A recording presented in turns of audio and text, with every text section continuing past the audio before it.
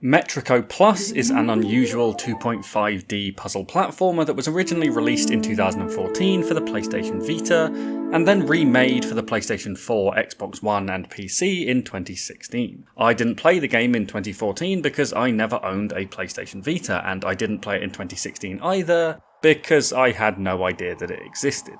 On a whim, 6 years after release, I decided to give Metrico Plus a go, and actually, it's just really quite good. Metrico Plus ticks a lot of my boxes. It's a puzzle game or puzzle platformer, it's a short game that gives you a full experience in about 1 to 2 hours, and it's got a weird and unusual vibe to it. Metrico Plus is very simple in its controls, starting out with just basic two-dimensional movement of left, right and jump, and only introducing 1 or 2 additional mechanics beyond that. The controls are simple, but are at least very polished. This should arguably be the minimum expectation for 2D platformers, and yet from experience I'm aware that when the word puzzle gets thrown in there as well, the idea of game feel sometimes gets thrown out the window. Metrico Plus's movement is also helped by great use of sound effects that give weight to your movement, and a really cool rotoscope looking animation for the running and jumping. Where the mechanics become more interesting is in the design of the puzzles. The main idea behind Metrico's puzzle is that your button presses will not just move your character, they will also have an effect on the environment. Obstacles might grow when you run or when you jump, platforms might extend by tracking your movement or only move into place once enough enemies have been removed from the map. These examples are used quite frequently, but there are also other interesting ways in which the game monitors your interactions to feed into the environment that I won't mention because that would be spoiling some puzzles. So each level in Metrico across its 6 distinct regions will involve you having to both manipulate the environment with your movement, while also getting into the right position to make use of that change. Puzzles will have these great moments where you finally think that you've got a puzzle solved, and then realise that the platform you need to jump onto will move away as soon as you jump. It's also not labelled anywhere how each platform works, and so levels also involve an experimentation stage as you learn the interactions, which can at times be a puzzle in itself. The design makes for some really clever puzzles with really strong, satisfying moments of revelation, because the solutions to each level are often actually quite simple, they're just by no means immediately obvious.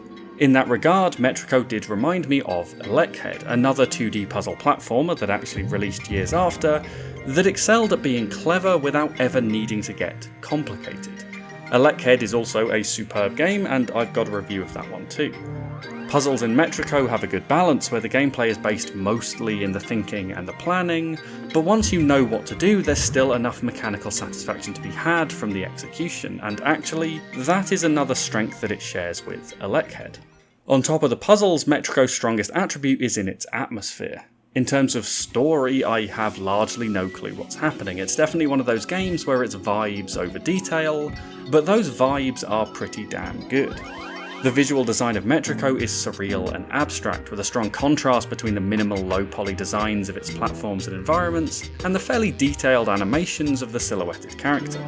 The platforms and elements that you interact with are simple rectangles positioned in the foreground, with a background that sprawls out into the far distance, and gives the levels that you play on a sense of enormous scale. The backgrounds range from low-poly mountains to vaporwave pinks and blues to low-poly trees that look a hell of a lot like those low-poly mountains, but each changes and reacts to the player and their actions, and in a weird way it all just works. The vibes are really made by also having a very strong soundtrack, composed by Dutch electronic producer Palmerman, who got the gig after having a track appear in Grand Theft Auto 4. The tracks range from lively and energetic to a more peaceful ambience depending on the region, but whatever the tone is, they make the levels more interesting spaces to be in.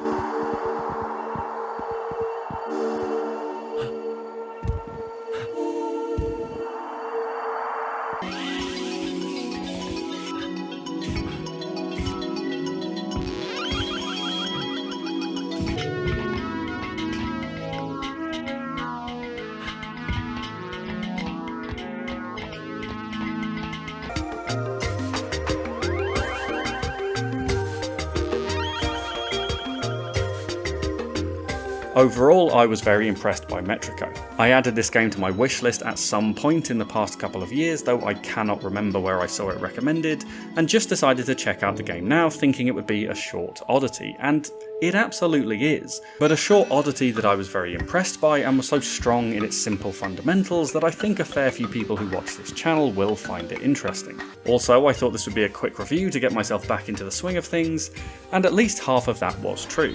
As for the second half, I have 2 videos that I want to finish up before Christmas. Will I manage it? I say yes, my track record says no. Anyway, thanks for watching. I hope you enjoyed this quicker video and possibly found a new short title to check out. It really is an interesting game and a good way to spend a couple of hours if you're a puzzle fan. Again, thank you for watching and hopefully I will see you in the next one. Goodbye.